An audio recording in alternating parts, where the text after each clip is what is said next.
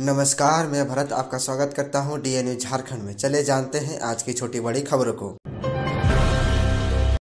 दुमका पहुंचे मारांग बुरु बचाव यात्रा पर निकले सालखन मुर्मू। गिरिडीह जिले के परासनाथ पहाड़ को बचाने की यात्रा पर निकले सेंगल अभियान के सालखन मुर्मू 31 जनवरी को दुमका पहुंचे। उनकी यात्रा का नाम मारांग बुरु बचाव भारत यात्रा है। यात्रा की शुरुआत जमशेदपुर से इसी माह 17 जनवरी से हुई थी। यात्रा में सालखन के साथ सुमित्रा मुर्मू भी शामिल है। दुमका जिले के मसलिया प्रखंड में जन जागरण सभा के बाद यात्रा 1 फरवरी को पाकुड़ के लिए निकल जाएगी। यात्रा 28 फरवरी तक जारी रखा जाएगा। अपनी यात्रा को लेकर सालखन मुर्मू ने पत्रकारों से कहा कि इसका नाम मारांग बुरु भारत यात्रा है। इसके तहत झारखंड समेत देश के अन्य राज्यों में आदिवासी बहुल इलाके में जनसभा का आयोजन किया जाएगा। आदिवासी समाज से कहा जाएगा कि परासनाथ पहाड़ आदिवासियों के धार्मिक स्थल मारांग बुरु है। सेंगल अभियान ने परासनाथ पहाड़ को जेएनयू के कब्जे से छुड़ाने का दृढ़ संकल्प लिया है। इस पर पहला अधिकार आदिवासियों का है। यह पहाड़ आदिवासियों के लिए राम मंदिर, स्वर्ण मंदिर, मक्का, मदीना, वेटिकन सिटी जैसा है। 1932 का कभी विरोध नहीं किया। हेमंत सरकार क्यों दूसरे के कंधे पर बंदूक रखकर चला रही गोली? बाबूलाल मरांडी। खतियान आधारित स्थानीय और नियोजन नीति को राज्यपाल द्वारा वापस भेजने पर झारखंड में सियासत गरमा गई है। विपक्षी पार्टियां हेमंत सरकार को घेरने में कोई कोर कसर बाकी नहीं रख रहे हैं। इस कड़ी में भाजपा नेता, विधायक दल एवं पूर्व मुख्यमंत्री बाबूलाल मरांडी ने आज मुख्यमंत्री हेमंत सोरेन को फिर कटघरे में खड़ा किया है। मरांडी ने कहा कि 1932 का कभी विरोध नहीं किया, लेकिन हेमंत सरकार आज दूसरे के कंधे पर बंदूक रखकर क्यों गोली चला रही है। मरांडी ने कहा कि हेमंत सोरेन ने अर्जुन मुंडा की सरकार को 1932 के खतियान आधारित स्थानीय और नियोजन नीति के नाम पर ही समर्थन वापस लेकर गिराई थी।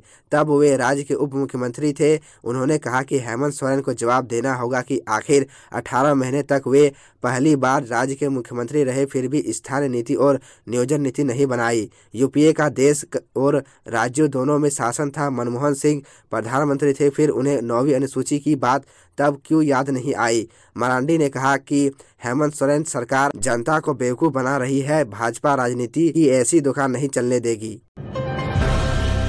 पदक प्राप्त कर रिटायर होने वाले झारखंड के खिलाड़ी को मिलेगा 10,000 रुपये मासिक पेंशन। झारखंड के खिलाड़ी को राज्य सरकार ने बड़ा तोहफा दिया है। अब पदक जीतने वाले खिलाड़ी रिटायर होते हैं तो उनको आजीवन मासिक पेंशन मिलता रहेगा। 10,000 रुपये प्रति माह ऐसे खिलाड़ियों को पेंशन झारखंड खेल नीति 2022 के अनुसार दिया जाएगा। वहीं अगर पदक जीतने वाले खिलाड़ी की मृत्यु हो जाती है तो आश्रित पति या पत्नी, नाबालिग बच्चा बच्ची को 5,000 रुपये मासिक पेंशन दिया जाएगा। दरअसल इस संबंध में मंगलवार को पर्यटन, कला, संस्कृति, खेलकूद एवं युवा कार्य विभाग ने अधिसूचना जारी कर दी है, जिसमें खिलाड़ी पेंशन योजना के तहत पेंशन प्रदान करने की गाइडलाइन जारी कर दी गई है। बताते चले कि पेंशनधारियों को यह राशि सीधे उनके खाते में भेजी जाएगी। आज से नामांकन शुरू, 10 फरवरी तक नाम वापसी और 27 को मतदान। रामगढ़ विधानसभा उपचुनाव का बिगुल बज चुका है। सारी पार्टियों ने अपनी तैयारियां शुरू कर दी है। आज से उपचुनाव के लिए नामांकन शुरू होगा। नामांकन की प्रक्रिया 7 फरवरी तक चलेगी। स्क्रूटनी 8 फरवरी को होगा। इसके साथ ही नाम वापस की तिथि 10 फरवरी तक है। इस सीट पर मतदान 27 फरवरी को होगा। रिजल्ट की घोषणा 2 मार्च को की जाएगी। नामांकन को लेकर तैयारियां पूरी कर ली गई है। जिला निर्वाचन पदाधिकारी सह डीसी माधवी मिश्रा और एसपी पीयूष पांडे ने अनुमंडल कार्यालय का निरीक्षण कर तैयारियों का जायजा लिया। धनबाद शक्ति मंदिर के निकट आशीर्वाद टावर में लगी भीषण आग। धनबाद जिले के बैंक मोड़ थाना क्षेत्र के शक्ति मंदिर के बगल में स्थित आशीर्वाद टावर में 31 जनवरी की देर शाम आग लग गई। आग आशीर्वाद ट्विन टावर के पीछे वाले बी ब्लॉक में दूसरी मंजिल पर लगी थी। दमकल की गाड़ियों ने आग पर काबू पाने की कोशिश की। एक साथ 2 दमकल की गाड़ी रात के 8 बजे तक आग पर काबू पाने की कोशिश में लगी थी। अपार्टमेंट के जिस फ्लैट में आग लगी थी उसकी बालकनी से चढ़कर एक युवती दूसरे तल्ले पर चली गई, जबकि एक युवक उस बालकनी की खिड़की से लगभग 45 मिनट से अधिक समय तक लटका रहा। दमकल कर्मियों ने आग बुझाने के क्रम में कई बार उस युवक पर भी पानी की बौछार की ताकि वो आग की तपिश से सुरक्षित रहे। उसी फ्लोर के 7वें तल्ले के फ्लैट में रहने वाले बीसीसीएल कर्मी ने बताया कि जिस घर में आग लगी है उनके घर पर शादी थी। 31 जनवरी को ही सिद्धिविनायक होटल में पार्टी थी, लेकिन आग की वजह से खुशी भरा घर मातम में डूब गया। साहेबगंज में 2 गुटों में बटा जेएमएम, हो सकती है कार्रवाई। साहेबगंज में जेएमएम विधायक लोबिन हेम्ब्रम जेएमएम का दूसरा गुट आमने सामने आ गया है। जिले के तालझारी प्रखंड के जेएमएम कार्यकर्ता 2 गुटों में बट गए हैं। एक गुट बोरियो एमएलए लोबिन हेम्ब्रम के साथ झारखंड बचाओ आंदोलन के समर्थन में है, तो वहीं दूसरा गुट अलग थलग पड़ रहा है। इसे लेकर जेएमएम के जिला अध्यक्ष ने लोबिन हेम्ब्रम के साथ झारखंड बचाओ आंदोलन में शामिल होने वाले कार्यकर्ताओं की लिस्ट मांगी है। उन्होंने तालझारी प्रखंड अध्यक्ष चरण हांसदा, सचिव हामिद अंसारी से लिस्ट की मांग की, जिसके बाद प्रखंड अध्यक्ष ने करीब 19 कार्यकर्ताओं का नाम भेजकर उन्हें पार्टी से निष्कासित करने की मांग की है। लातेहार में हथियार के साथ 2 नक्सली गिरफ्तार। लातेहार पुलिस ने 2 नक्सलियों को गिरफ्तार करने में सफलता पाई है। पुलिस को इनके पास से हथियार और नक्सली पर्चे भी मिले हैं। लातेहार पुलिस ने बड़ी सफलता हासिल करते हुए पीएलएफआई नक्सली संगठन के 2 नक्सलियों को हथियार के साथ गिरफ्तार कर लिया है। गिरफ्तार उग्रवादियों में ललसीगंज निवासी प्रतुल कुमार कच्छप और मनिका निवासी कारदीप उराव शामिल है।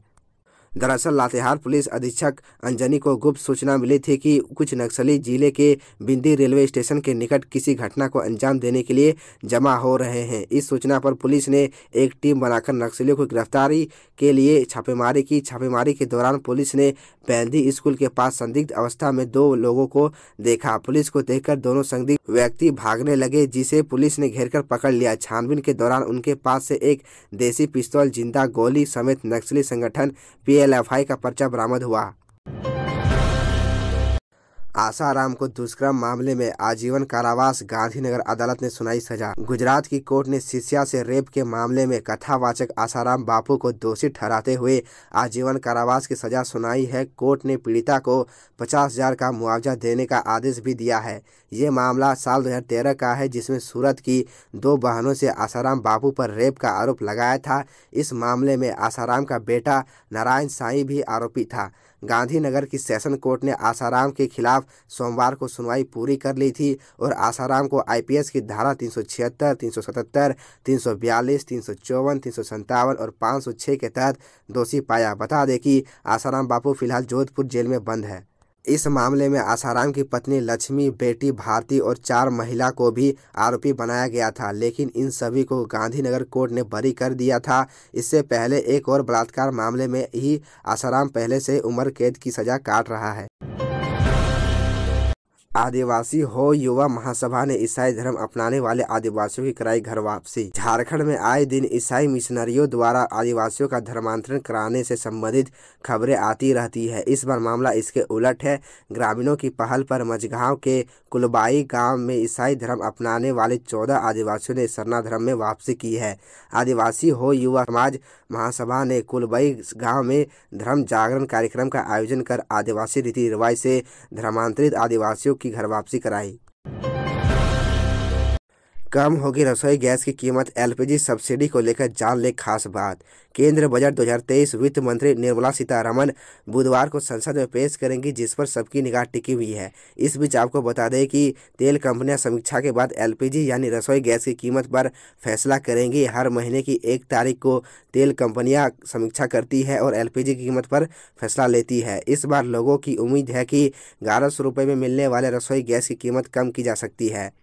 वैसे तो गैस सब्सिडी का पैसा बिना किसी परेशानी के बैंक खाते में पहुंच जाता है, लेकिन कई बार ऐसा देखा गया है कि किसी गलती के कारण यह पैसा अकाउंट में नहीं पहुंचता है। ऐसे में इस ट्रांजैक्शन की जानकारी आपके संज्ञान में भी होनी चाहिए। तो यह थी झारखंड की टॉप बड़ी खबरें, और इसी तरह झारखंड की छोटी सी बड़ी खबरों को देखने के लिए आप हमारे चैनल DN News झारखंड को सब्सक्राइब कर ले और बेल आइकन को प्रेस कर ले, जिससे आपको झारखंड की हर छोटी बड़ी खबरों की अपडेट आप तक पहुंचता रहे। तो आज के लिए इतना ही, हमें दीजिए इजाज़त, फिर मिलते हैं आपसे अगले वीडियो में।